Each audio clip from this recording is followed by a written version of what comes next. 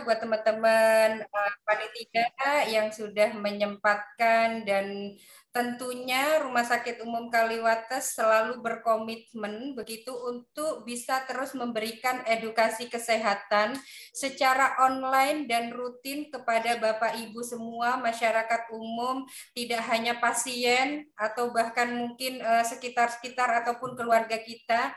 Yang pasti kita akan melaksanakan secara rutin acara ini seperti yang pernah saya sampaikan di acara webinar-webinar sebelumnya adalah kita rutin untuk webinar online setiap 2 mingguan. Setiap 2 minggu sekali akan ada webinar online dengan materi-materi yang tentunya cukup akan banyak dibutuhkan oleh Bapak Ibu, khususnya masyarakat awam gitu ya, bagaimana sebenarnya kita bisa menangani kesehatan kita sepenuhnya.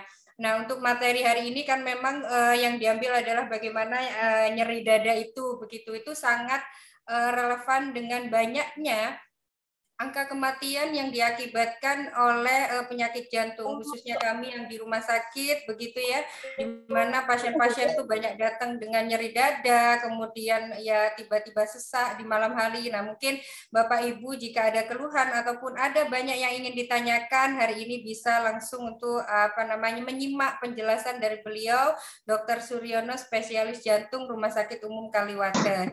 Dan tidak lupa juga kami sampaikan bahwa Rumah Sakit Umum Kaliwates akan terus berkomitmen untuk meningkatkan pelayanan kesehatan kepada masyarakat. Kami hari ini sudah mendirikan bangunan baru, yaitu instalasi gawat darurat 24 jam yang sesuai dengan standar dan insya Allah terbaik, dengan alur yang sudah tegas antara pasien-pasien yang infeksius dan non-infeksius, sehingga Bapak Ibu tidak perlu khawatir ketika ke rumah sakit, aduh takut di COVID kan, atau aduh nanti campur sama pasien COVID. Tidak perlu khawatir, karena memang Rumah Sakit Kaliwates untuk pasien-pasien yang COVID itu sudah kita rawat inapkan dengan gedung yang terpisah dengan tegas dengan pasien-pasien yang non-COVID. Selain itu juga kita ada Sunday Clinic, yaitu poliklinik spesialis di hari Minggu. Jadi kalau Bapak Ibu butuh mau periksa ke penyakit dalam, ke saraf, kemudian hari Minggu tidak ada dokter spesialis yang buka, maka di Rumah Sakit Umum Kaliwates solusinya, karena di kami untuk hari Minggu ada pelayanan dokter spesialistik. Nah, mungkin itu yang bisa saya sampaikan. Selamat belajar, selamat menerima informasi kesehatan dari kami, Rumah Sakit Umum Kaliwates, dan tentunya dengan pemateri kita pada pagi hari ini. Dan mudah-mudahan nanti tak bosan, terus akan bisa mengikuti kegiatan-kegiatan kami selanjutnya. Bapak Ibu bisa mengecek informasi baik itu tentang pelaksanaan vaksin, webinar maupun pelayanan kesehatan terbaru, bisa cek di Instagram maupun Facebook dari Rumah Sakit Umum Kaliwates, rsu.kaliwates. Jadi silahkan dicari infonya di sana. Mungkin itu dari kami. Terima kasih juga saya sampaikan, mungkin teman-teman dari Puskesmas, Kepala Puskesmas ada beberapa yang bergabung pada pagi hari ini. Terima kasih dokter, gitu. Mudah-mudahan bermanfaat. Nah, selamat menikmati. Wabillahi taufik wal hidayah. Wassalamualaikum warahmatullahi wabarakatuh. Waalaikumsalam warahmatullahi wabarakatuh. Ya, terima kasih banyak ya Dokter Hindun. Silakan dok.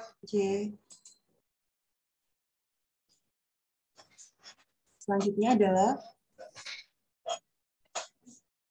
alhamdulillah pada pagi hari ini kita diberi kesempatan untuk berkumpul bersama dan sharing-sharing ilmu bertemakan mengenai chest pain, di mana masih banyak sekali yang belum paham bagaimana nyeri dada yang disebabkan oleh jantung ataupun dari penyakit lainnya. Materi kali ini akan dibawakan secara langsung oleh expert kita, yaitu Dr. Suryono, spesialis jantung dan pembuluh darah, konsultan FIHA.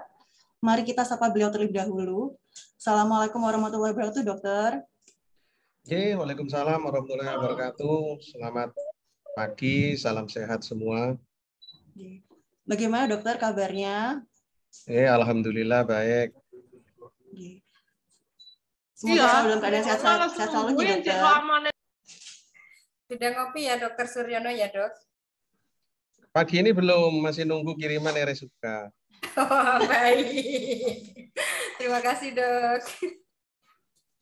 Alhamdulillah ya dokter, kita pada pagi hari ini dapat sharing-sharing ilmu bersama. Mungkin banyak juga yang masih belum paham bagaimana nyeri dada yang disebabkan oleh sakit jantung, apakah itu serangan jantung atau mungkin nyeri dada yang disebabkan dari penyakit-penyakit lain. Seperti itu, Dok. Mengingatkan kembali kepada para peserta untuk mengisi absensi pada link yang ada di kolom Q&A. Pada hari ini webinar akan terbagi menjadi 2 sesi, yaitu sesi pertama yaitu pemaparan ilmu secara langsung, dan sesi kedua yaitu sesi diskusi, dan bagi para peserta yang ingin bertanya dapat mengisi kolom Q&A atau dapat bertanya secara langsung melalui fitur raise hand. Tanpa berlama-lama, untuk sesi pertama kepada Dr. Suryono, monggo dokter, waktu dan tempat saya persilahkan. Baik, Assalamualaikum warahmatullahi wabarakatuh. Terima kasih kepada Waalaikumsalam.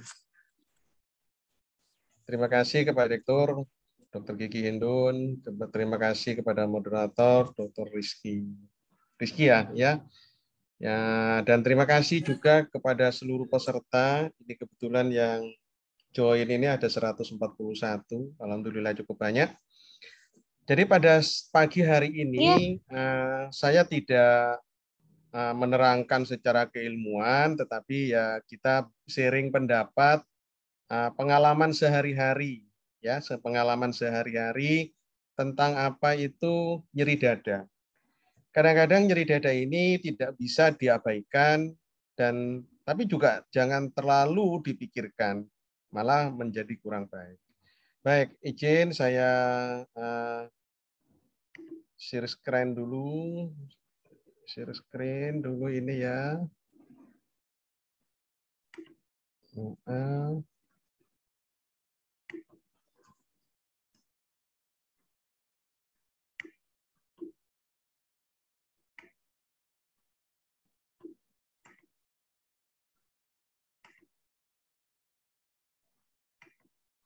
Jadi pada pagi hari ini, ya, saya kira ini sudah tahu semua, Rumah Sakit Kaliwates, kebetulan saya diminta sama Bu Direktur untuk berbincang-bincang tentang nyeri dada.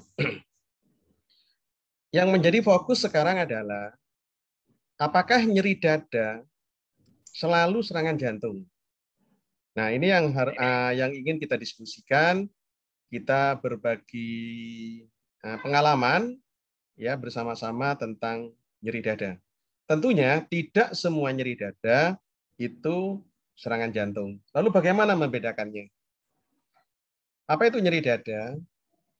Rasa nyeri, sakit atau rasa seperti tertekan pada dada, atau kalau orang-orang bilang chest pain, atau perasaan tidak nyaman pada dada, ya, chest discomfort. Nah, pada kondisi seperti ini kita harus benar-benar memahami ini nyeri dadanya kira-kira kenapa? Karena jantung atau bukan karena jantung. Secara singkat nanti simpelnya ya akan saya paparkan pada slide-slide berikutnya. Lalu kira-kira mengapa kita perlu mengenal nyeri dada? Yang pertama adalah banyak kasus nyeri dada yang datang terlambat. Jadi datang ke rumah sakit sudah dalam keadaan terlambat. Tentunya semakin kita terlambat menangani nyeri dada yang disebabkan karena penyakit jantung, outcome-nya, ya, efeknya ke depan menjadi kurang baik. Tetapi juga tidak sedikit pasien yang datang karena kekhawatiran yang tinggi. Ojo-ojo aku loro jantung. Nah, padahal cuma tanggal tua. Nah, kita harus tahu ini kira-kira yang mana. Nyeri jantung, nyeri dada karena jantung atau bukan karena jantung. Yang terpenting dada ini harus segera di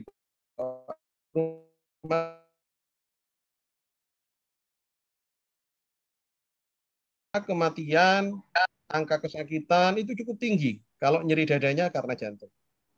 40%, ya, bahkan lebih kematian terjadi sebelum sampai di rumah sakit. Jadi kadang-kadang disebutkan literatur lain 60% orang kena serangan jantung itu meninggal di tempat. Ya, sehingga penting untuk mengenali nyeri dada ini. Sesuai topik pada pagi hari ini adalah apakah nyeri dada itu pasti serangan jantung? Belum tentu. Ya, tidak semua nyeri dada itu serangan jantung. Untuk itu kita harus mengenal dulu, mengidentifikasi karakteristik dari nyeri dadanya itu. Apakah nyeri dada itu sesuai dengan nyeri dada akibat jantung? Ya, nah yang nanti kita bahas bersama-sama di belakang. Lalu waktu timbulnya kapan? Lamanya, frekuensinya timbulnya nyeri dada ini penting. Ya, jadi kalau misalnya teman-teman, ya ibu-ibu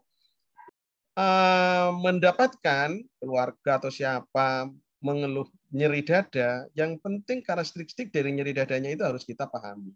Waktunya timbulnya kapan, duduk-duduk atau aktivitas, lamanya berapa, frekuensinya semakin bertambah atau tidak, apakah ada perubahan dengan waktu, tambah lama tambah nyeri atau bagaimana, dicetuskan dengan apa, dan bertambah nyeri dengan apa. Misalnya kalau saya buat lari tambah nyeri, nah jadi harus paham kira-kira ini dicetuskan karena apa, sumbernya karena apa. Lalu apakah nyeri dada ini berkaitan dengan peningkatan kebutuhan oksigen? Misalnya kita melakukan suatu aktivitas. Oh, ini kayak pinter ya. Ketika melakukan suatu aktivitas, mungkin yang admin ya, di-unmute ya suara dari peserta ya. Apakah nyerinya berkaitan dengan peningkatan kebutuhan oksigen, misalnya pada orang ketika melakukan aktivitas, stres dan sebagainya ya, mungkin di akhir bulan harus dikejar laporan ini stres, sehingga kebutuhan oksigennya menjadi meningkat. Sehingga timbullah satu nyeri dada. Jadi ini kenali sifat nyeri dadanya ya. Nah, untuk itu nyeri dada itu bisa ditimbulkan oleh apa saja penyebabnya. Satu, nyeri dada itu bisa disebabkan karena jantung, karena paru, saluran pencernaan, yang lain-lain, misalnya otot atau gangguan kecemasan. Karena jantung itu masih dibagi lagi karena penyakit, karena koroner, penyempitan koroner, serangan jantung koroner atau angin duduk, atau penyakit jantung yang lain. Kalau misalnya dia nyerinya karena penyakit jantung koroner, maka penanganannya harus cepat dan tepat. Untuk itu harus kita mengidentifikasi, mengenali secara betul tentang nyeri dada. Ada beberapa jurnal yang menyebutkan banyak keterlambatan orang ini datang ke rumah sakit itu tidak ada kaitannya dengan pendidikan, tidak ada kaitannya dengan jarak antara rumah dengan rumah sakit, tidak ada kaitannya dengan asuransi kesehatan yang dia miliki. Tetapi orang-orang yang mengalami nyeri dada karena jantung, dia datang ke rumah sakit dalam keadaan terlambat. Mungkin nyeri dada, waduh saya masuk angin, dikeriki dulu. Nggak hilang, dikeroi. Dikeroi, nggak hilang, ya disogroi. Akhirnya baru dibawa ke rumah sakit yang akhirnya dia datang dalam keadaan terlambat. Tidak hanya di negara berkembang, di negara maju banyak sekali keterlambatan nyeri dada datang ke layanan kesehatan. Terutama kalau ibu-ibu. Ibu-ibu itu kalau nyeri dada itu agak terlambat. Kenapa? Karena ibu-ibu itu mudah ngempet. Kadang-kadang bapak-bapak itu kurang cepat menanggapi. Tetapi kalau bapak-bapak yang sakit, ya waktu cepatnya bukan main. Nah, ini penting untuk mengenali nyeri dada itu. Lalu bagaimana membedakan apakah nyeri dada ini karena jantung atau bukan? Nah, ini ada beberapa. Nyeri dada, ini sebentar ya, ini kok muncul ini saya. Nah, nyeri dada bukan karena serangan jantung. Tanda-tandanya apa? Satu, nyerinya bersifat tajam. Nyeri bertambah ketika batuk atau menarik napas dalam. Jadi, coba Pak tarik napas panjang. Aduh sakit-sakit. Coba batuk, sakit. Itu biasanya bukan karena jantung. Nyeri dadanya di perut tengah bawah terbakar, itu bukan. Ya. Lalu dipengaruhi oleh posisi. Kalau misalnya posisi miring, dia nyeri. Posisi terlentang tidak, duduk tidak, membungkuk nyeri, itu bukan karena jantung. Lamanya hanya beberapa detik saja. Rasanya mungkin sengkring-sengkring, senut-senut, ya, jarem-jarem, ya itu bukan nyeri dada karena jantung. Dan dapat ditunjuk dengan satu jari. Mana Pak yang sakit? Mana Bu yang sakit? Ya ini, di mana? Ya ini, di sini. Ditunjuk sama dia.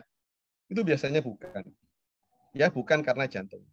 Jadi kalau nyeri dada karena jantung, orangnya itu biasanya mana? Ya ini, di sini. Ya. Biasanya dia dengan satu jari.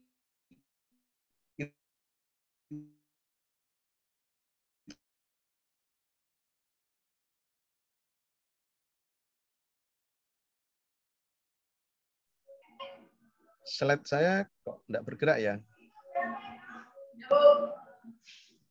Halo? Apa terdengar? Suara saya terdengar ya? Terdengar, Dok. Terdengar, dokter. Tadi slide saya tidak bergerak. Tetapi waspada, ada namanya angina yang ekuivalen. Angina itu nyeri dada akibat jantung. Yang ekuivalen dengan nyeri dada, padahal bukan nyeri dada. Angina ekuivalen ini serangan jantung. Misalnya, ini waspada ya, sesak tiba-tiba. Ya, pertama enggak apa-apa. Kemudian sesak tiba-tiba, nyeri ulu hati tiba-tiba, berkeringat banyak tiba-tiba grobyos gitu ya. Rasa kering di mulut, terutama saat aktivitas. Hati-hati, jangan diabaikan. Terutama pada mereka-mereka yang mempunyai faktor resiko. Apa itu faktor resikonya? Usia, kalau sudah 40 tahun ke atas, merokok, obesitas, kolesterol tinggi, darah tinggi, kencing manis, mengeluh nyeri dada, jangan diabaikan. Sebaiknya mencari pertolongan. Kenapa? Karena sebagian orang itu datang tidak dengan nyeri dada yang seperti yang saya sebutkan tadi. Ya.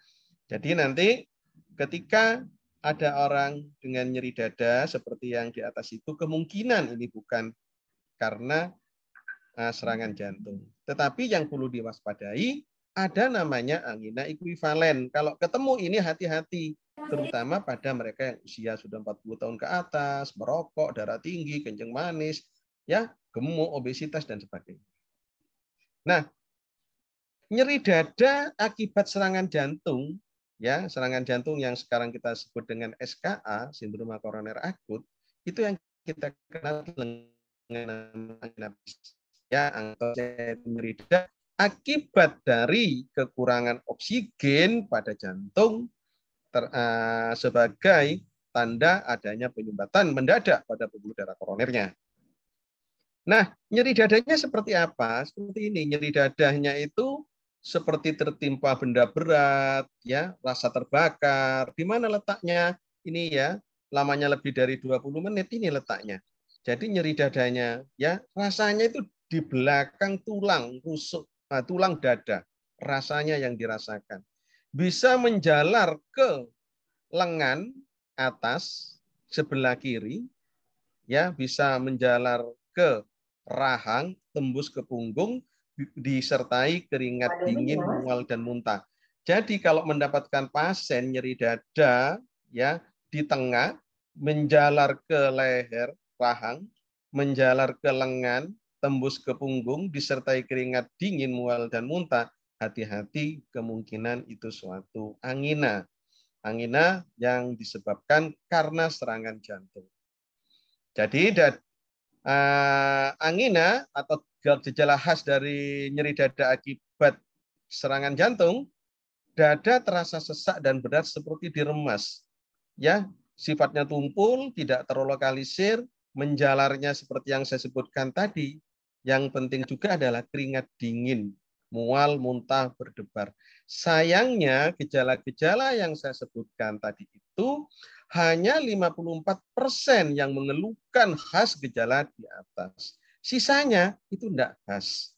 Untuk itu, setiap ada nyeri dada pada orang-orang dengan faktor risiko yang saya sebutkan tadi, darah tinggi, usia, kencing manis, merokok, ya, obesitas, hati-hati. Sebaiknya mencari pertolongan ke klinik terdekat atau ke rumah sakit terdekat. Nah, ini adalah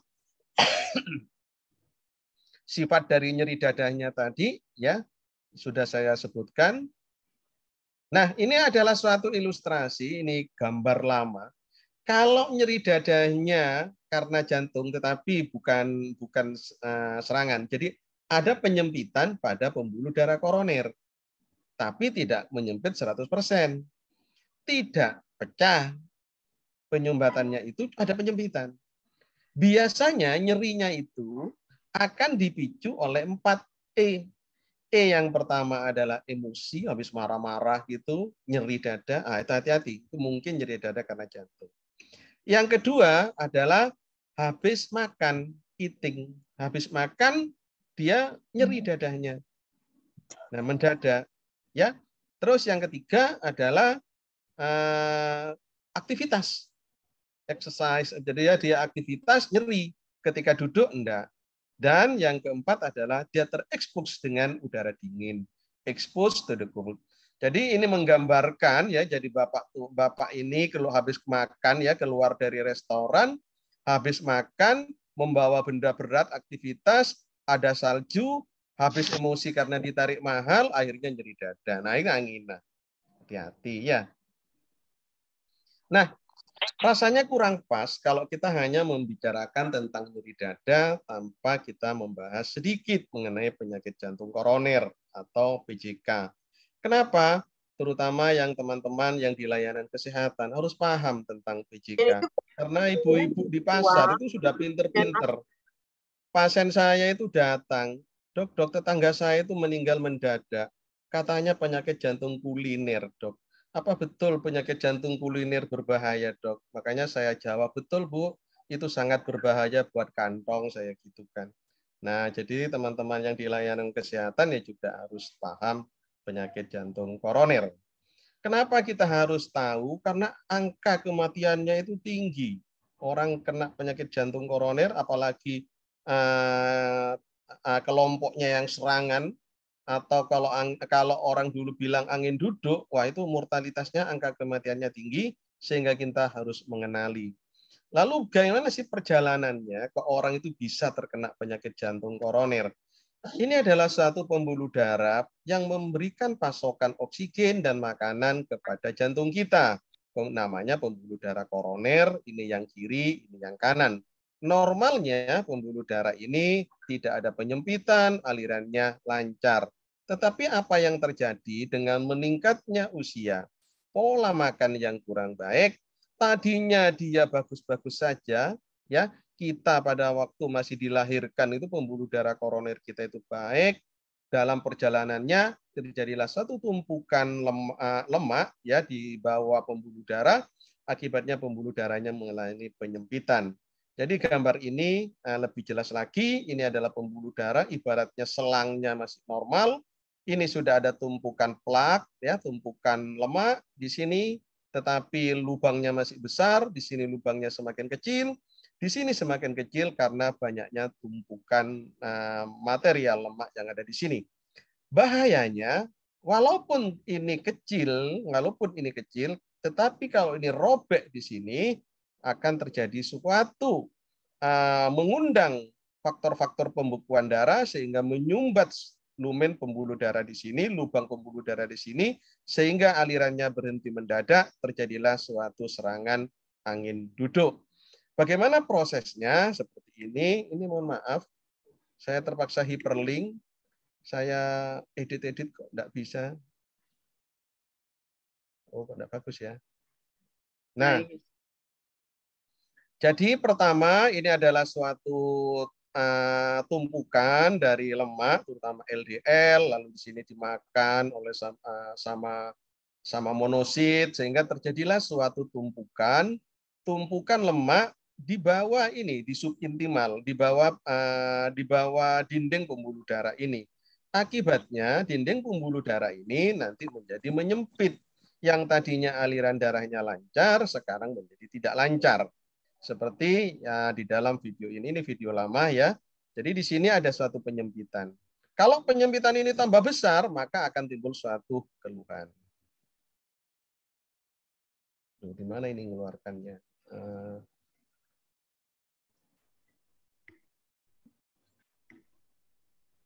Sebentar.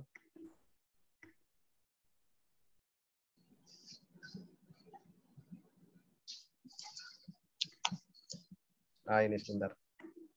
Nah, kalau plak itu penyumbatan, kayak istilahnya kalau udun itu pecah, ya pecah, maka akan terjadi suatu keadaan serangan jantung atau angin duduk. Nah, bagaimana prosesnya? Seperti ini, ya. Nah, ini serangan jantung. Kalau tadi itu penyakit jantung koroner, tapi tidak menyumbat seluruh pembuluh darah koroner. Nah, itu yang kadang-kadang kalau aktivitas nyeri. Kalau ini ada suatu tumpukan, ya ada suatu tumpukan lemak di sini, ada tumpukan lemak di sini akibat dari penumpuknya kadar kolesterol. Nah, kalau ini sampai pecah, ini musibah besar. Kalau ini pecah, maka di sini akan tersumbat, hingga aliran darah menjadi terhambat, tidak ada aliran darah, terjadilah suatu serangan jantung yang kita kenal dengan angin duduk atau penyakit jantung koroner atau SKA, sindrom koroner akut. Sehingga di sini alirannya tidak bisa mengalir lagi. Itulah mekanisme yang terjadi pada pasien-pasien yang mengalami serangan angin duduk atau penyakit jantung koroner. Apa komplikasinya? Komplikasi dari penyakit jantung koroner tadi itu yang serangan itu nyeri dada, tidak dikenali, telat, dan tidak mendapatkan pertolongan dengan baik. Padahal komplikasinya itu besar. Komplikasi yang pertama adalah meninggal mendadak. 60% itu meninggal di tempat. Mohon maaf, saya gambar meninggalnya ini tidak dapat. Yang dapatnya gambar meninggal oleh karena habis minum obat kuat. Mudah-mudahan Bu Direktur tidak mencermati gambar ini. Ya. Yang kedua, komplikasinya adalah berupa suatu gangguan di irama jantung, bahkan jantungnya bisa berhenti yang akan menyebabkan kematian. Biasanya orang-orang meninggal mendadak itu ya karena jantungnya berhenti. Nah, akibat dari serangan jantung tadi itu adalah komplikasi yang kedua. Komplikasi berikutnya kalau sampai bertahan hidup dan tidak mendapatkan pertolongan dengan baik, terjadilah suatu shock, ya, atau bisa juga ke depan terjadi suatu gagal jantung. Ini suatu yang tidak kita harapkan dan ini akibat dari salah mengenali tentang nyeri dada. Apa sih faktor resikonya? Ya karena ini saya diminta harus untuk yang masyarakat umum sehingga bahasanya saya buat bahasa umum ya. Ya mohon maaf kalau ada perawat, ada dokter ya, mungkin bahasanya terlalu awam. Apa sih faktor risikonya? Faktor risiko adalah kencing manis ya. Kalau anak kecil ini bukan kencing manis, ini kencing nakal. Ya, jadi kalau misalnya ada pasien dengan kencing manis ya, diabetes mellitus, nyeri dada, hati-hati ya, hati-hati, lebih baik kita waspadai karena itu merupakan suatu faktor risiko. Saya kira ibu-ibu paham apa itu kencing manis, yaitu sering kencing, tidak bisa ngempet kencing seperti Bapak ini ya. Kalau sudah mau kencing walaupun tidak ada tempat kencing ya, tangki mobilnya dikencingi sama dia. Berikutnya adalah faktor risiko berikutnya adalah darah tinggi. Jadi pasien-pasien yang mempunyai riwayat darah tinggi harus dicermati ketika mengalami suatu nyeri dada, ya harus dikontrol dengan baik. Berikutnya adalah konsumsi tinggi kolesterol. Sekarang betapa mudahnya mendapatkan makanan, ya tinggal GoFood, ya sudah banyak makanan siap saji yang notabene di antara makanan siap saji itu tinggi kolesterol. Ini ya biar kelihatan nyantri sedikit, Bu Direktur ya, ada pesan moral ya sehingga walaupun kita banyak makanan yang tersedia, cuman diingatkan ya di dalam kitab suci, makan dan minumlah tetapi jangan berlebihan. Makanlah di antara rezeki yang baik yang telah kami berikan kepadamu dan jangan melampaui batas. Artinya, kalau pasien-pasien itu datang ke saya, dok pantangannya apa saya dok? Saya takut dok. Bu, pantangan yang pertama adalah tidak kontrol.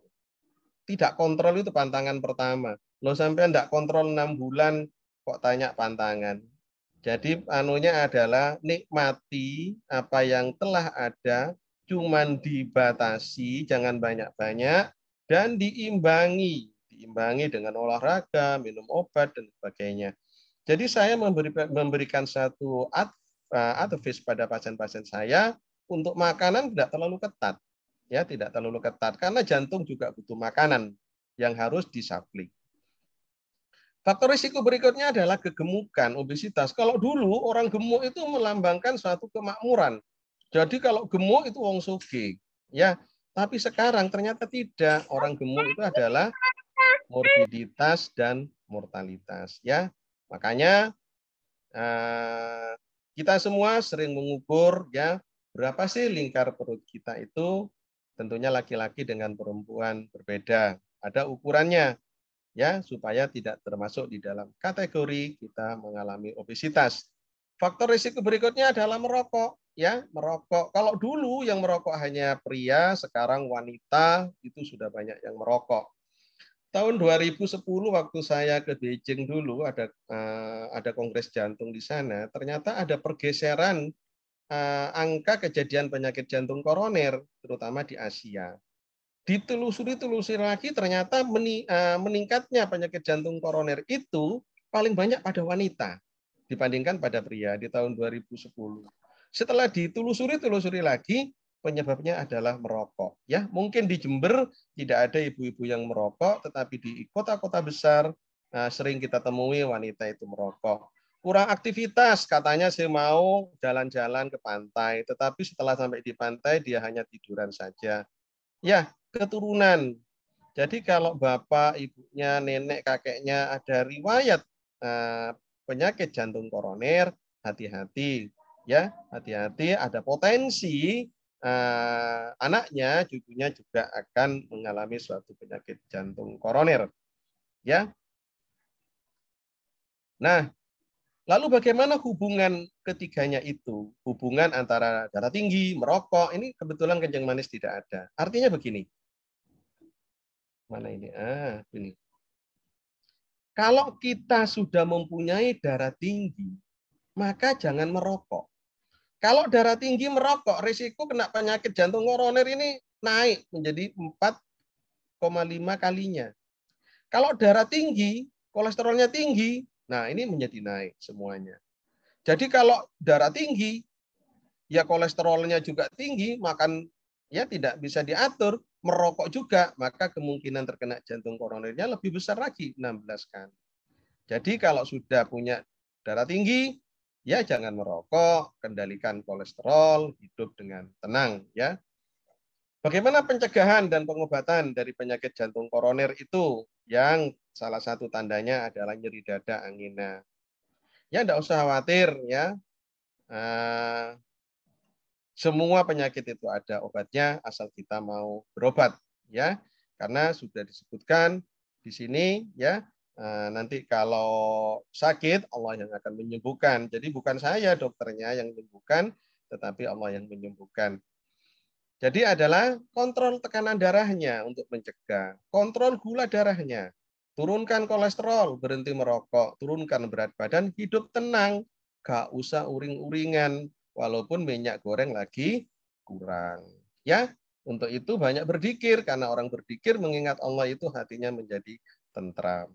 Mohon maaf Bu Direktur, ya cek ketok nyantri Didik gitu loh. Soalnya kayaknya ada Pak Didik di sini yang dengarkan juga. Nah, lalu bagaimana pola makan itu? Pertama, tentunya awalnya saya menaruh karbohidrat ini di bawah di sini. Ternyata karbohidrat terlalu tinggi tidak baik. Saya juga diprotes sama orang-orang yang ikut aliran paham diet keto, ya. Sehingga saya taruh aja di atas karbohidrat ini. Tentunya pola makan yang seimbang, yang bagus, ya, buah dan sayur ini ada lebih banyak, sedangkan yang lain ini porsinya sedang, dan gula sama garam ini harus dikurangi. Saya sendiri tidak bisa ini menghindari gula, terutama kalau minum kopi, walaupun kopinya ada, ya. Nah, kalau tanpa gula itu rasanya kok kurang enak. Nah, apalagi untuk mencegah penyakit jantung koroner, berolahraga yang teratur, ya, aktivitas fisik, jalan kaki itu sangat dianjurkan. Nek dokter itu pasti sudah berolahraga. Kenapa? Naik turun tangga di rumah sakit manapun itu, nah itu juga sudah olahraga. Masa kita kalah sama anak kecil ini? Ya, dia selalu berolahraga. Lalu bagaimana mencegah atau mengobati? Satu ya, minum obat teratur.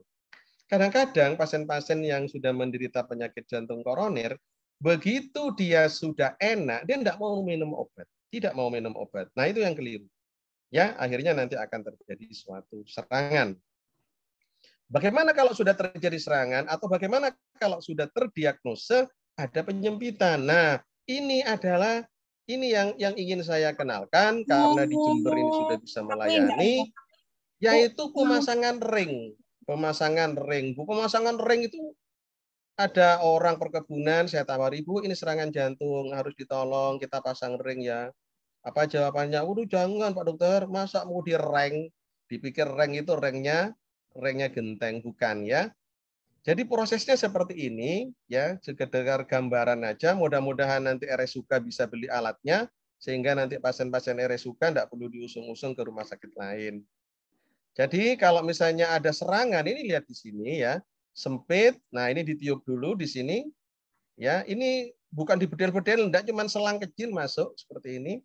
Nah yang sempit itu ditiup di sini. Nah ini ditiup supaya lebar. Habis itu nanti dipasang ring.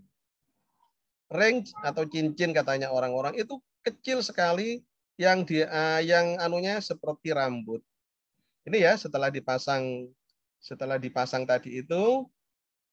Setelah dilakukan pemasangan, aliran darahnya yang tadinya sempit menjadi lancar.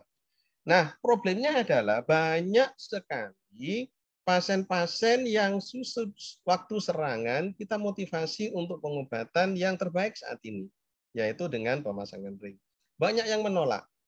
Kenapa? Satu, katanya nanti kalau pasang ring mudah kena petir, kalau keluar kena petir. Ada yang bilang nanti karaten. Ya, ada yang bilang nanti setelah di ring impotensi.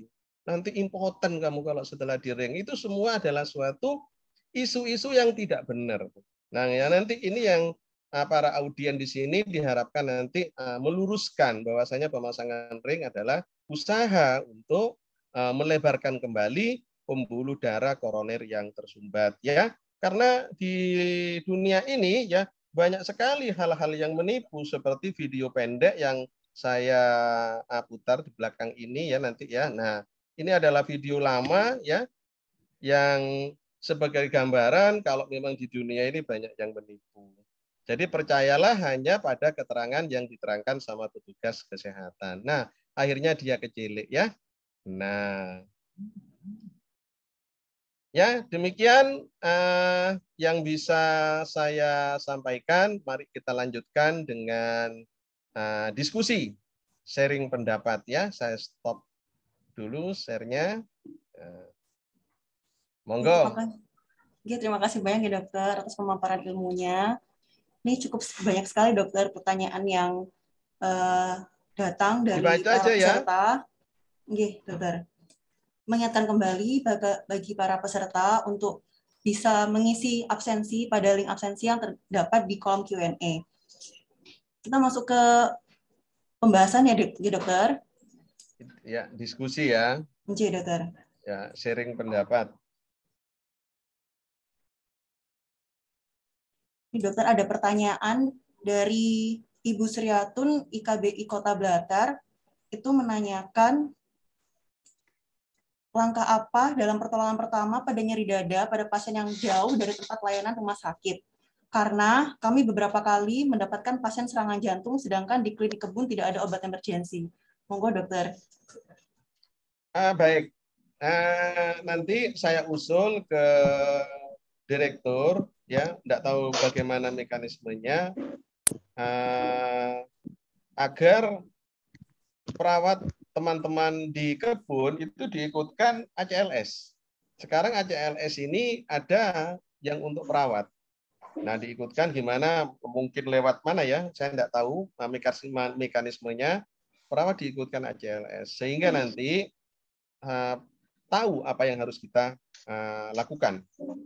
Kalau misalnya nyerinya itu nyeri dada, seperti yang saya sebutkan tadi, nyeri dada rasanya itu di bagian belakang tulang dada, ya, disertai keringat dingin, mual dan muntah mendadak, apalagi dia pada usia-usia di atas 40, merokok, ada darah tinggi, ada kecurigaan ini adalah suatu sindroma koroner akut atau yang kita kenal dengan angin duduk. Kalau ada ECG, monggo di ECG. Problemnya ECG ada, yang baca tidak bisa. Nah, kalau nyeri seperti yang saya sebutkan tadi, ditensi saja dulu. Kalau tensinya bagus, saya yakin di klinik kebun itu ada ISDN. Kalau tensinya bagus ya, katakanlah tekanan darahnya di atas 100, berikan aja ISDN, ditaruh di bawah lidah. Syukur-syukur kalau ada aspilet, ya syukur-syukur kalau ada aspilet diberikan, dikunyah. Nah, bagaimana menangani dengan benar, cepat dan tepat, tentunya nanti harus ikut ACLS. Monggo Bu Direktur ya dari RMM ya, mungkin bisa memfasilitasi untuk mengikutkan kursus ACLS buat perawat-perawatnya. Demikian Bu Dr. Rizkia, mungkin ada yang lain. Jadi jika ada yang pasien datang ke klinik-klinik yang ada di agak pedalaman gitu dokter, mungkin di kebun atau yang jauh dari pusat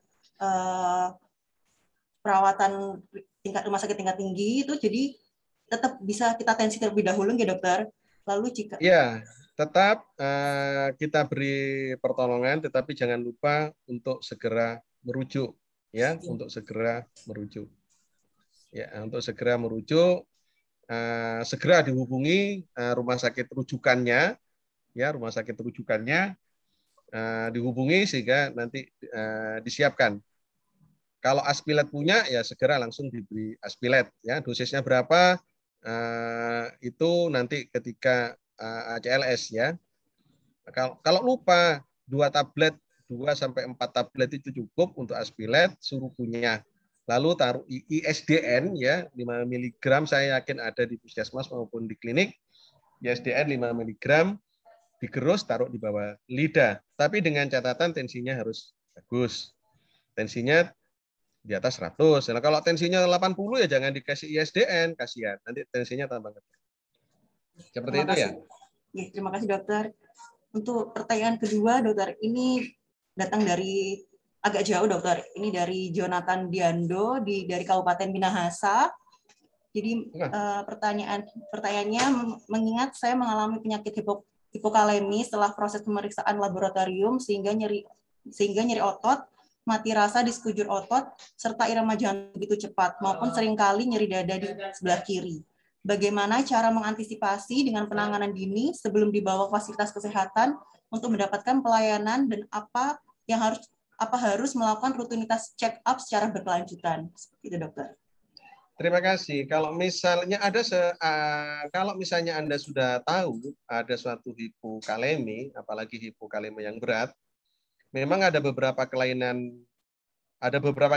ya tertentu yang bisa menyebabkan terjadinya suatu refraktor hipokalemi, misalnya ekresi lewat ginjal yang berlebihan sehingga terjadi suatu hipokalemi. Tentunya yang harus diatasi adalah mencari penyebab kenapa hipokaleminya. Ini kan bukan keadaan akut, bukan keadaan gawat darurat. Cari kenapa penyebab hipokaleminya. Oh, ternyata penyebabnya di sini, katakanlah di renal, di ginjal, atasi supaya tidak terjadi suatu hipokalemi. Kenapa? Hipokalemi ini kurang baik untuk jantung, bisa menyebabkan terjadinya suatu gangguan irama jantung, dari yang gangguan irama yang ringan sampai pada hal-hal yang fatal, tergantung dari derajat hipokaleminya. Begitu juga hiperkalemi pada penderita ginjal, maka penanganannya ya harus diatasi penyebab hipo atau hiperkaleminya. Ya, kalau misalnya Anda penyebabnya adalah hipokalemi, ya, terus ada keluhan nyeri dada dan nyeri dadanya tidak khas untuk suatu SKA, untuk suatu sindroma koroner akut, ya kurang pas kalau dikasih nitrat, kalau dikasih ISDN. Jadi kembali lagi pada pertanyaannya hipokalemi. Cari penyebab hipokaleminya, atasi jangan sampai terjadi hipokalemi, karena hipokalemi ini tidak baik untuk jantung. Hipo dan hiper tidak baik. Seperti itu ya, Dokter Rizkia. Terima Lumina kasih, Hasa dokter. jauh sekali ini. Dokter. Cukup jauh, banyak yang cukup jauh. bergabung, Ini dokter. 199 peserta. Bagus ya.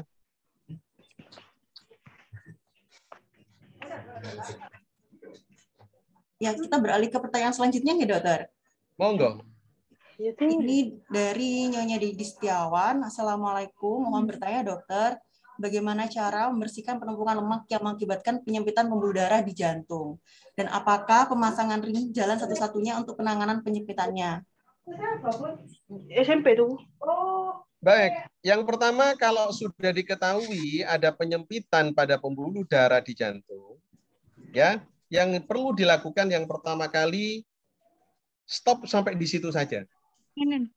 Derajatnya. Kadang-kadang ada penyumbatan 50%. 50% minum obat rutin, terutama obat-obat penurun lemak, ya, penurun kolesterol, supaya penyumbatannya itu tidak bertambah besar. Kencing manisnya diatasi kalau punya, darah tingginya diatasi, berhenti merokok, gaya hidupnya diperbaiki, ya tidak boleh terlalu gemuk, aktivitas fisik. Kalau penyempitannya masih kurang dari 70%, itu biasanya belum memerlukan suatu pemasangan ring atau pemasangan cincin. Ya, tetapi tahan sampai di situ aja. Kalau ada penyempitan 40%, biar tidak perlu di ring. Minum obat rutin. Ya, minum obat rutin, kendalikan faktor-faktor resiko. Kendalanya adalah yang pertama, ketika ada penyempitan itu harus minum obat kolesterol rutin. Pasien-pasien biasanya komplain, loh dok, saya kemarin habis periksa di lab kolesterol saya normal. Kok dokter saya dikasih obat kolesterol? Akhirnya tidak saya minum, dok. Itu keliru. Padahal dokternya memberikan obat kolesterol pada kasus ini bukan menurunkan kolesterol. Dia mempertahankan plaknya, penyumbatannya jangan tambah besar. Mempertahankan jangan plaknya walaupun kecil itu sobek. Kalau itu robek, serangan. Jadi itu. Jadi tolong nanti teman-teman di apotek kalau ditulis ya jangan ditulis penurun kolesterol, nanti pasiennya bingung. Ya, pasiennya bingung. Si dokternya itu ngobatinya bukan ngobati kolesterol. Kalaupun dia punya kolesterol oke. Kalau ngobati kolesterol begitu kolesterolnya normal kita stop, tapi pada penyakit jantung koroner tidak. Tadi tujuannya memang berbeda. Tetapi apabila penyempitannya sudah lebih dari 70%, bayangkan selang menyempit, sempitnya 70% lebih, maka alirannya menjadi tidak lancar. Sungai, kalau ada tumpukan sampahnya sudah banyak sekali, alirannya menjadi tidak lancar. Ketika alirannya tidak lancar, maka sawahnya tidak mendapatkan aliran dengan baik. Akibatnya padinya layu. Nah, pada kondisi seperti ini, itu harus dilebarkan lagi dengan pemasangan ring. Ditiup dulu, setelah ditiup ya supaya tidak nyempit lagi, dipasang ring. Kalau terlalu banyak yang tersumbat, ring tidak bisa, akhirnya di bypass. Ngambil pembuluh darah di tangan atau di kaki, disambungkan sebagai saluran baru. Jadi tidak serta-merta orang itu harus di ring dan ring adalah segalanya, bukan ya. Lihat dulu kasus per kasusnya. Lihat dulu kasus per kasusnya, apakah dia perlu di ring atau tidak. Atau memang sudah tidak bisa di ring lagi, harus menjalani suatu bypass. Begitu ya. Nah, yang terpenting lagi, ketika pasien sudah di ring, dia merasa bebas. Dia merasa merdeka. Setelah pasang ring, sudah dia tidak mau kontrol lagi, tidak minum obat lagi. Nah, yang tempat ring tadi itu bisa nyumpet lagi. Penyumbatan di tempat lain yang tadinya kecil-kecil menjadi besar. Jadi walaupun di ring, maka tetap harus minum obat rutin. Walaupun sudah di bypass, di CABG, tetap harus minum obat rutin supaya potensi dari pembuluh darahnya tetap baik. Demikian, Dr. Rizkia. Oke, baik dokter. Berarti memang selain pemasangan ring, memang harus tetap dijaga dokter ya untuk tetap obat-obatannya harus diminum rutin, terus menjaga agar faktor faktor risiko, menjaga yang memiliki faktor risiko itu agar selalu terjaga dengan baik kondisi tubuhnya, seperti itu nggak dokter? Ya, ya betul sekali ya. Jadi memang harus faktor-faktor risiko itu harus tetap dikendalikan ya. Namanya modifikasi gaya hidup, yang gemuk ya diturunkan, yang darah tinggi ya minum obat, yang kencing manis juga minum obat, yang sudah terlanjur merokok dikurangi lalu berhenti. Seperti itu. Yang terbanyak adalah mereka penyempitannya sudah tahu ya, habis serangan penyempitannya sudah tahu 90% lebih gitu ya. Tetap aja dia tidak mau di ring. Kenapa? Ya isu yang terjadi tadi itu katanya kalau pasang ring nanti mudah kena petir, nanti jadi impoten, terus macam-macam isunya. Sebenarnya itu adalah suatu informasi yang sesat menyesatkan, yang tidak benar gitu loh. Kasihan pasiennya yang tadinya sudah mau menjadi tidak mau. Baik dokter, terima kasih. Selanjutnya apabila ada yang ingin bertanya secara langsung bisa melalui fitur raise hand. Mungkin dari para peserta webinar ada yang mau bertanya secara langsung? Silakan pencet fitur raise hand.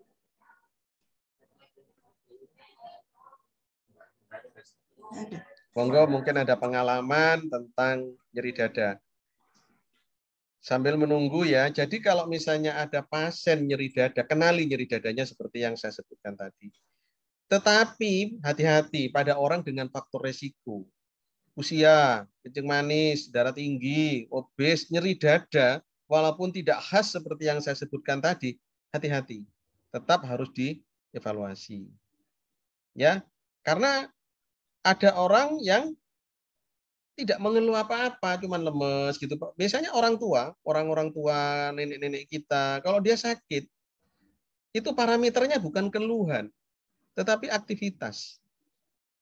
Yang biasanya pagi bangun pagi ya, dia siram-siram bunga ya, keluar rumah, duduk-duduk. Nah, tetapi tiba-tiba enggak mau tidur, terus hati-hati, itu sudah sesuatu gitu loh, ada sesuatu. Itu kalau pada orang tua seperti itu. Bahkan pada penderita kencing manis, itu keluhan nyeri dadanya enggak ada. Cuman rasa enggak enak gitu aja. Begitu diperiksa di rumah sakit, direkam jantungnya, walah serangan ternyata. Ya, sehingga hati-hati, jangan meremehkan nyeri dada pada pasien-pasien yang mempunyai faktor risiko. Seperti itu ya. Oke, terima kasih dokter.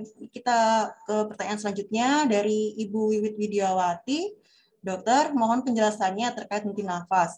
Bagaimana keterkaitan antara henti nafas dengan kinerja jantung, dok? Dan kira-kira apa penyebab terjadinya henti nafas?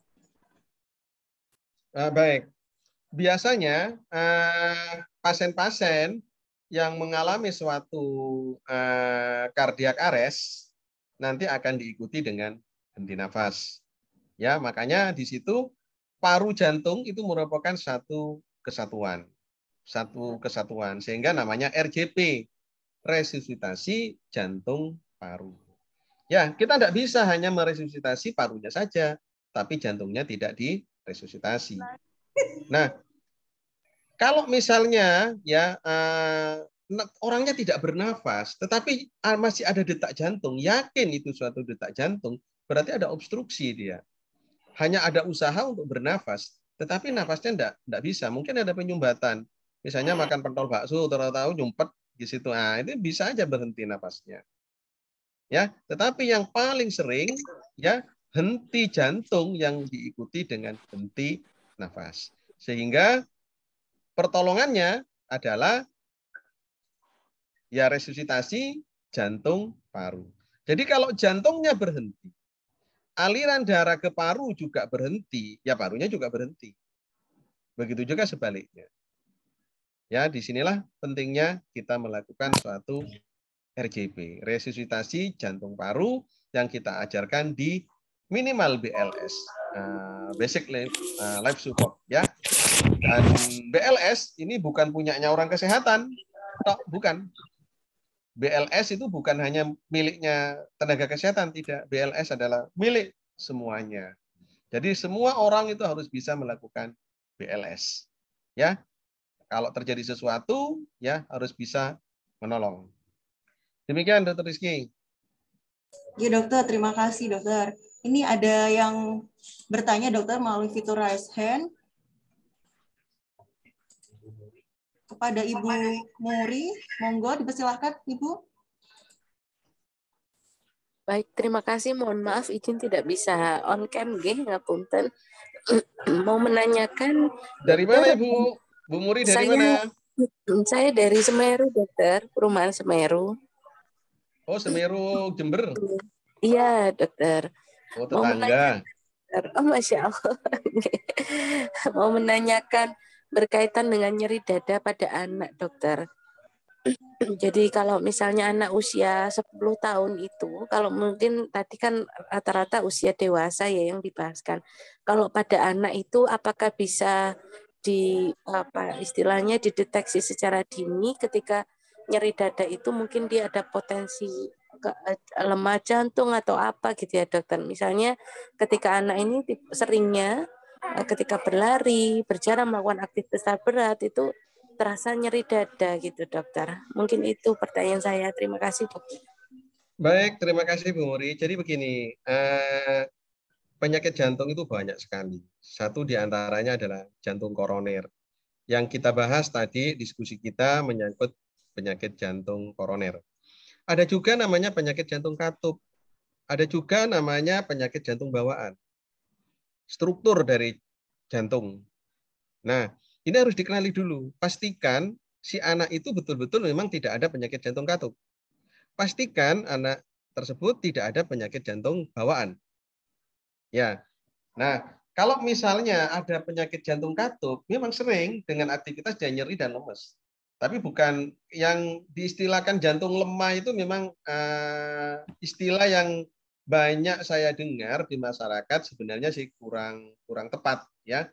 Kalau ada jantung lemah berarti nanti ada jantung kuat gitu loh Bu.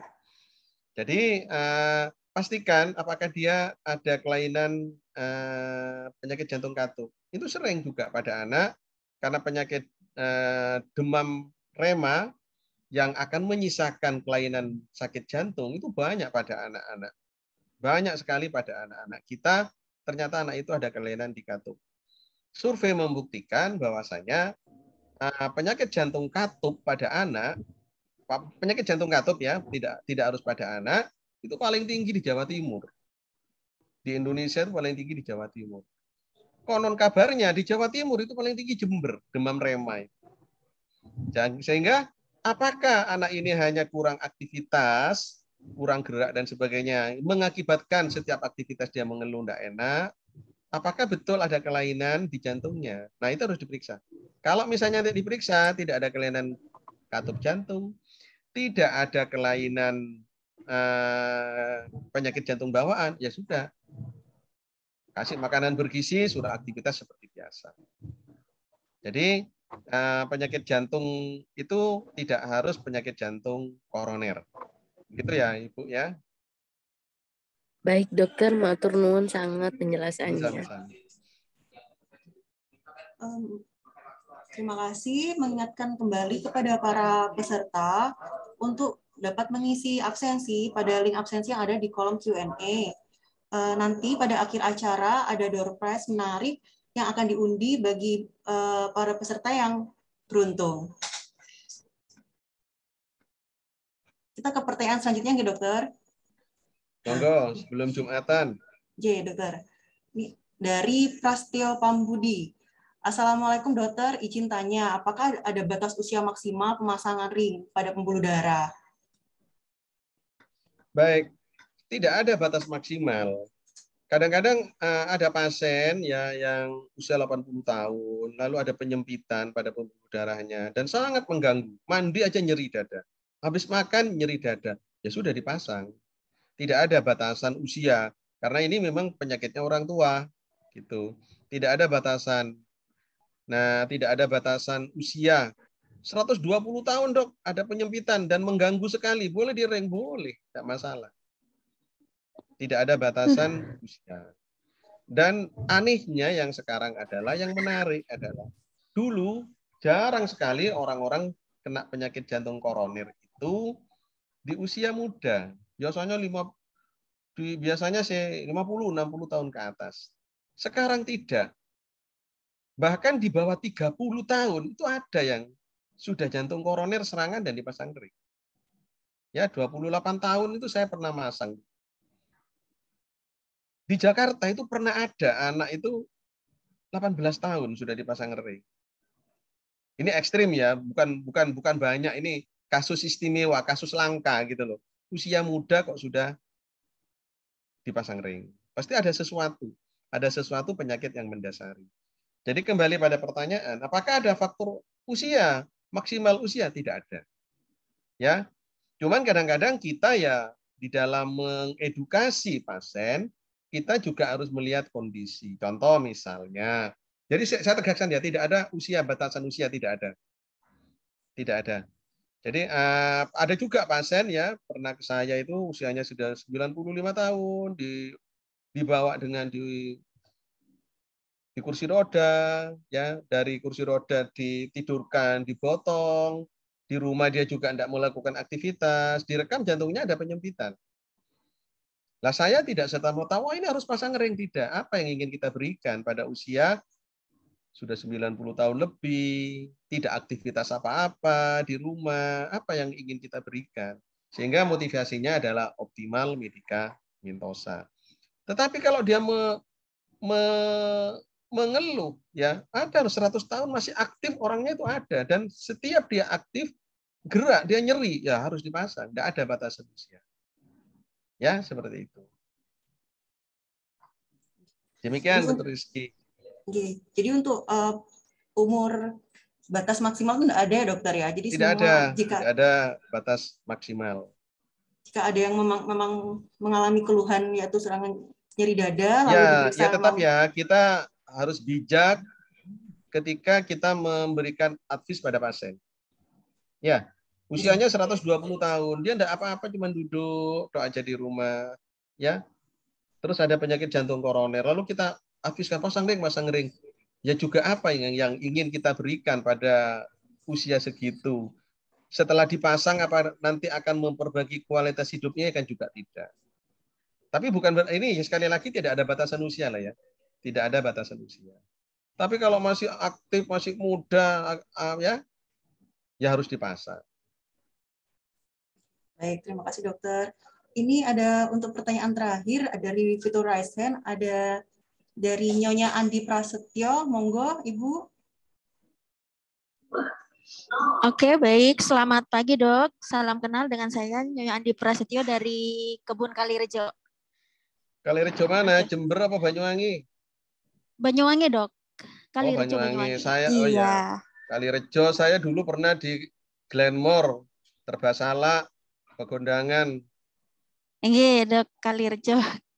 Bagian dari Pegondangan. Ya, salam kenal ya, Dok. Kalirejo ini masuk Tulungrejo ya? Berbeda, Dok. Kalirejo masuk di... Oh iya, benar-benar masuk Tulungrejo. Benar, Dok. Iya, dulu saya kepala puskesmas di Glenmore, sepanjang. Oh iya. Oke, gimana? Siap. Salam ya ke teman-teman di Glenmore, Glenmore wis dari Dokter Sur gitu ya. Siap, dokter, akan disampaikan. Baik, Dok, izin bertanya. Nah, di sini kebetulan kasus keluarga, yaitu misalnya dari kecil itu ada bawaan kelainan jantung, yaitu jantung bocor. Pada saat dia sudah dilakukan operasi, pada saat TK, nah itu apakah dia saat ini sudah berusia lebih dari 20 tahun, tetapi tidak pernah melakukan kontrol karena memang dianggap kondisinya baik-baik saja. Nah, ini sebaiknya seperti apa, Dok? Apakah sebentar, ini penyakit jantung apa dan dioperasi apa? Penyakit jantung kan banyak. Jantung bocor, Dok. Dari kecil, jantung jadi bawaan lahir. Ya, kalau bawaan lahir, jantung bocor itu banyak karena katup atau karena yang lain. Misalnya ASD. ASD itu ada celah antara serambi kanan dengan serambi kiri. Ada lubang, nah itu ditutup. Atau ada celah antara bilik kanan dengan bilik kiri, itu ditutup. Ya, lalu ada juga katup jantungnya yang nutupnya tidak rapat, itu juga ada yang menyebutnya sebagai jantung bocor. Nah, ini harus jelas yang mana dulu. Nah, mungkin lebih yang itu, Dok, katupnya itu, Dok. Karena kalau kemarin itu jantungnya bocornya ada 2. Ada 2. Kalau katup itu satu ya, kemungkinan diperbaiki, di repair namanya, atau diganti. Dan dan itu biasanya kalau katup, kalau dia bilang penyakit jantung bawaan, biasanya bukan karena katup. Berarti itu yang bawaan tadi sejak itu ya? lahir. Iya, Sejak benar lahir. dok. Iya, cuman pada saat masih bayi kan belum boleh dilakukan operasi. Jadi tunggu pada saat anaknya bukan TK. katup kalau sejak lahir ya. Kemungkinan bukan katup kalau sejak lahir, yang paling sering adalah VSD atau ASD atau PDA. Oke, siap dok. Oke, nah itu kembali lagi dok, itu karena saat ini sudah dewasa, apakah perlu melakukan intinya check up rutin atau seperti apa? Karena sampai dengan dia sudah dewasa kan sudah jarang melakukan keluhan, cuman mungkin ya itu tetap keringat dingin terkadang kalau kelelahan ataupun gampang lelah. Nah itu yang pertama dok. Terus yang kedua, satu case bahwa pada saat kecil itu ada jantung bocor, tetapi karena ukurannya tidak terlalu besar, hanya dilakukan rawat jalan yang si orang tua mengatakan bahwa ini ada kemungkinan tanpa dilakukan penutupan itu dia akan tertutup otomatis. Apakah bisa seperti itu, dok? Terima kasih.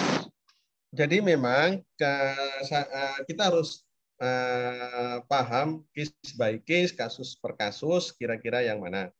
Baik, pada kasus yang pertama, dia sekarang penyakit jantung bawaan itu yang dibawa ya, congenital heart disease itu adalah suatu penyakit jantung yang dibawa sejak lahir.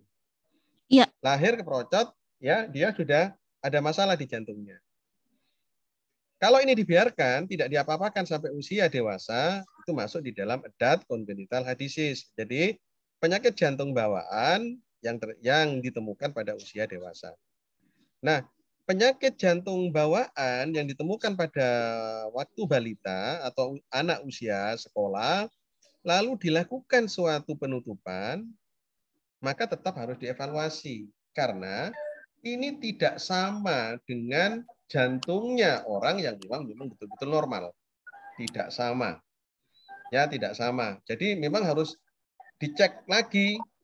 Ya, dicek lagi ketika dia di usia dewasa. Misalnya setahun sekali dicek ya di ekokardiografi dan sebagainya.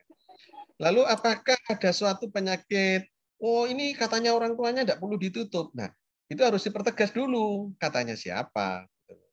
Kadang-kadang katanya ponari. Nah, katanya ponari susah. Jadi ada potensi misalnya ASD terus VSD itu ada potensi bisa nutup memang, tetapi kejadiannya ya tidak sampai 20%. Rata-rata tidak bisa nutup, harus ditutup sendiri. Harus ditutup nanti ya baik dengan operasi maupun tanpa operasi.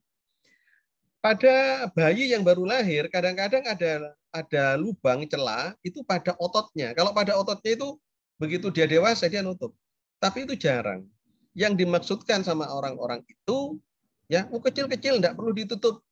Ya karena memang tidak ada keluhan. Nanti keluhannya setelah dewasa. Sehingga yang bilang tadi kecil-kecil itu harus kontrol. Betul enggak ini tidak perlu ditutup gitu loh. Lalu siapa yang bilang tidak perlu ditutup? Rasanya lebih bijak kalau dia datang ya ke ahlinya, kita lihat ya, oh ternyata penyakit jantungnya. Ya jangan diabaikan. Nanti kalau diabaikan sekarang tidak ada masalah, nanti ketika usia remaja atau tua menjadi masalah. Gitu. Ya, Dokter Rizky ya. Oke, dokter. Terima kasih banyak, dokter. Oke. Sampai pada akhir acara, izinkan saya memberi sedikit kesimpulan atau rangkuman dari webinar hari ini. Jadi, nyeri dada itu tidak selalu disebabkan oleh serangan jantung. Bisa dari penyebab-penyebab lainnya, seperti dari paru, atau saluran pencernaan, otot, atau gangguan psikologis. Nah, nyeri dada yang disebabkan oleh serangan jantung adalah misalnya seperti tertimpa benda berat, nyerinya itu lebih dari 20 menit, rasanya seperti rasa terbakar, menjalar ke lengan atas, ke rahang, bisa dan menembus ke punggung. Seperti itu, dokter? Ya, betul. Jika masih banyak yang ingin bertanya, mungkin bisa dapat bertanya langsung kepada Dr. Suryono. Dr. Suryono, ini prakteknya setiap hari Selasa pada jam setengah 6 sampai jam 7 pagi, pada hari Kamis jam 6 sampai jam 7 pagi, pada hari Jumat setiap setengah 6 dan sampai jam setengah 7 pagi, dan hari Sabtu setiap jam 7 sampai jam 9:10 siang. Seperti itu. Untuk yang terakhir kita yang ditunggu-tunggu mungkin pembagian door prize untuk orang-orang, bagi para peserta yang beruntung pada hari ini.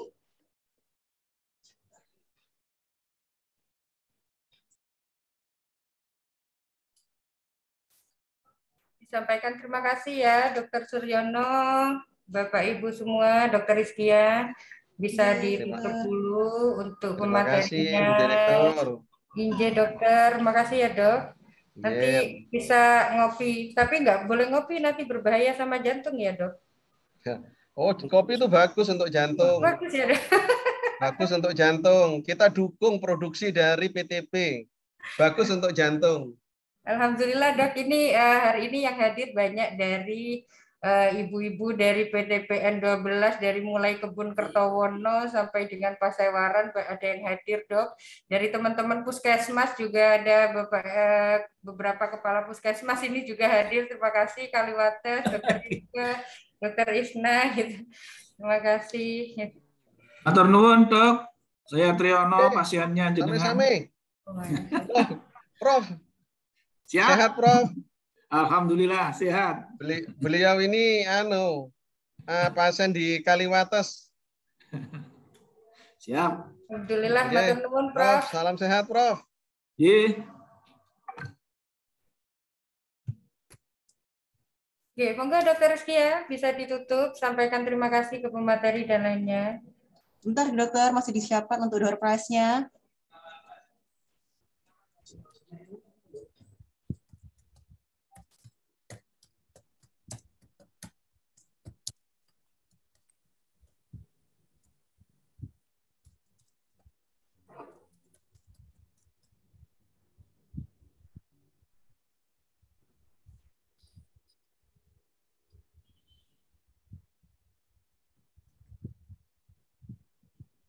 Karena masih menunggu untuk pembagian door prize-nya, mungkin kita bisa foto bersama terlebih dahulu. Silakan kameranya untuk dibuka semua.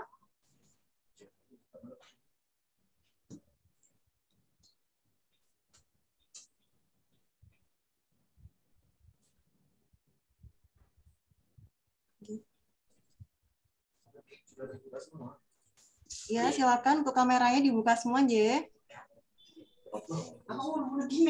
Enggak. Yang usah foto. Ampun dokter. Iya, sampun. Matan Mas Lanang. Mas Wahyu, badhe bidal ngimami. Oke, kami pandu untuk slide pertama, open cam. Oke, 1, 2. Oke, slide kedua. Open cam 1, 2. Sampai 8 ini karena peserta 200. Open cam 1, 2. Oke, next.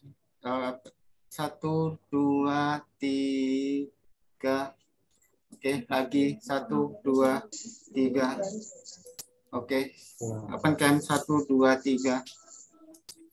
Oke, cam 1, 2, 3.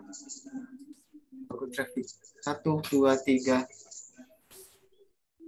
Oke, terima kasih. Untuk pasang ring itu biayanya berapa ya dok? BPJS gratis.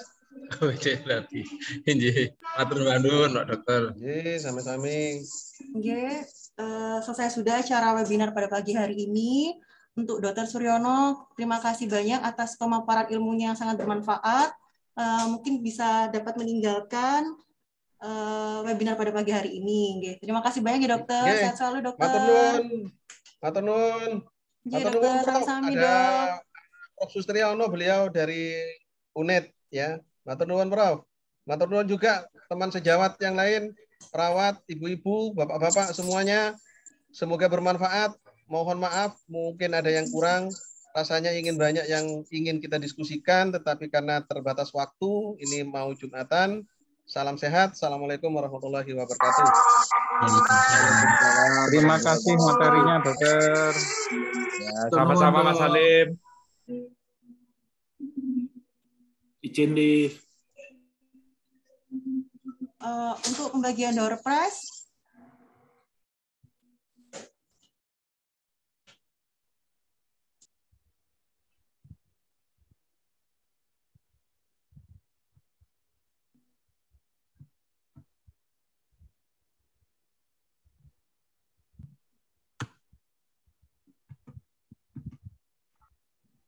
Door prize-nya apa, Dok? Mungkin perlu disampaikan, Dok. Ini door prize-nya ada 50 sagope, Dokter, OVO atau Shopee Pay yang untuk 100 ribuan.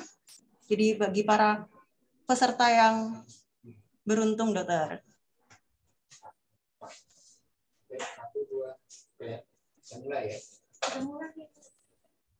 Baik, saya ambil alih dari admin untuk peserta pertama. Mau dicatat, Mas? 1, 2, 3.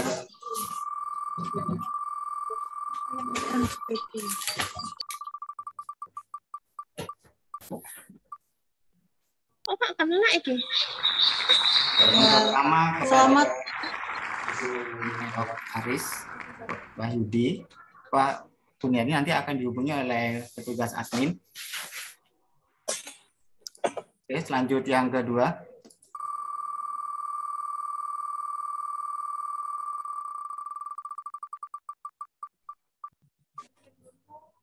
Oke, yang kedua adalah Ibu Ririn Diana. Oke, lanjut ya untuk yang ketiga.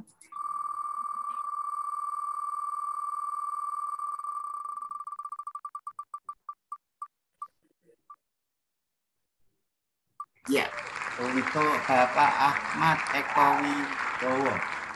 Ini adalah yang terakhir dari kami. Siapa kira-kira yang beruntung kali ini? Yang terakhir dari kami, Jumat Berkah, dapat GoPay.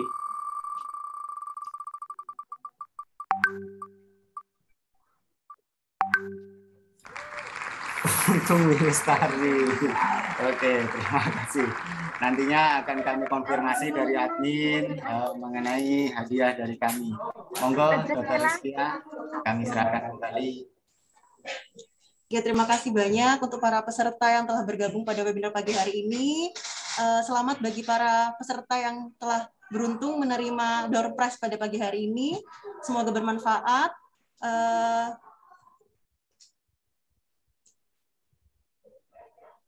Saya tutup dulu acaranya. Terima kasih banyak. Wassalamualaikum warahmatullahi wabarakatuh. Waalaikumsalam warahmatullahi wabarakatuh. Waalaikumsalam warahmatullahi wabarakatuh. Jumatan Mas Lanang, ayo budal Mas Lanang. Tuh.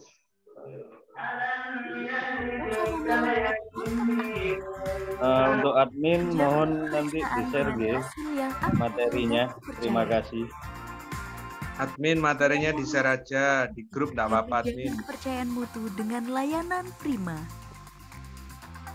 Terus meningkatkan inovasi dengan layanan telemedicine. Ramah dan sabar di setiap pelayanan. Memberikan kemudahan, layanan vaksinasi, ibadah haji dan umroh.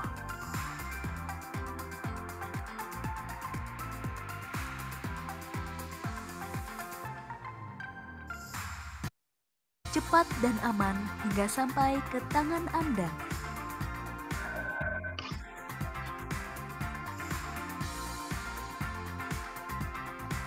Menjadi rumah sakit terbaik pilihan Anda. Kami akan selalu siap, sigap dalam pelayanan merawat Anda. Secara profesional dan kompeten, kami selalu melakukan yang terbaik. Antusias dalam inovasi teknologi.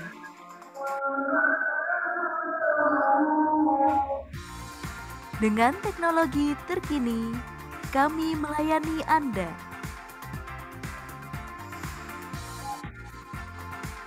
tak mengenal lelah dan saling peduli, serta menghargai perbedaan. Layanan kamar dengan memenuhi fasilitas kebutuhan Anda.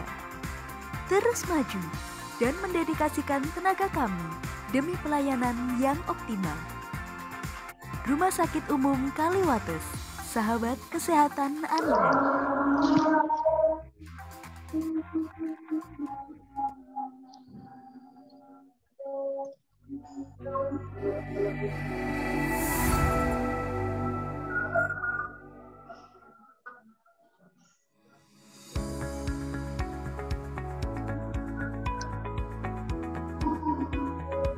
Kami mengembangkan layanan Apromed Home Care untuk memudahkan pasien periksa tanpa harus datang ke rumah sakit. Pasien dapat melakukan reservasi melalui Apromed untuk dikunjungi petugas kesehatan kami dan dilakukan pemeriksaan kesehatan